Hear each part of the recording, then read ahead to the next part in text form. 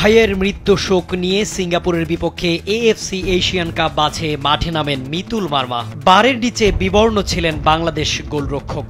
ভক্তদের সমালোচনার মুখোমুখি হচ্ছেন, আস্থার প্রতিদান দিতে না পারায় দেশবাসীর কাছে ক্ষমা চেয়েছেন ২১ বছর বয়সী এই ফুটবলার। জাতীয় দলের জার্সিতে যখন সবার চোখে স্বপ্ন, তখনই ম্যাচ শেষে হতাশায় ভরা চোখে দাঁড়িয়েছিলেন তরুণ গোলরক্ষক মিতুল মার্মা।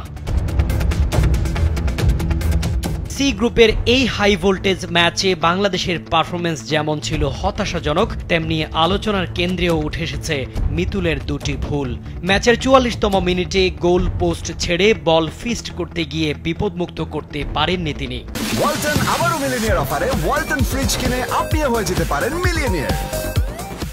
সিঙ্গাপুর তখন ম্যাচে এগিয়ে যায়। এরপর ৫৯তম মিনিটে দ্বিতীয় গোলটিও আসে মিতুলের ফিস্ট করা বল থেকে প্রতিপক্ষের স্ট্রাইকার ফান্ডির পায়ে গিয়ে পড়ায়। ফলাফল, সারা গ্যালারি স্তব্ধ।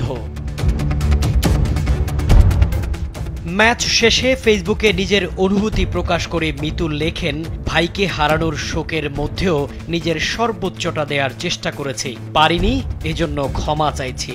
বিশ্বাস রাখুন, আমি আরও শক্ত হয়ে ফিরব। জীবনের এক কঠিন সময় পার করা এই তরুণ জানান, কিছুদিন আগেই তিনি বড় ভাইকে হারিয়েছেন। সেই মানসিক ধাক্কা নিয়েও মাঠে নামেন দেশের জন্য, কিন্তু ভক্তদের প্রত্যাশা পূরণ করতে না পারায় কষ্ট পেয়েছেন সবচেয়ে বেশি। দেশের জার্সি গায়ে ভুল হতেই পারে, কিন্তু এমন দায় নিজের কাঁধে নিয়ে সামনে এগিয়ে যাওয়ার মানসিকতাই ভবিষ্যতের তারকাদের গড়ে তোলে। ফুটবল প্রেমীরা তাই শুধু ভুল নয়, মিতুলের এই দায় স্বীকারের সাহসকেও সম্মান জানাচ্ছেন।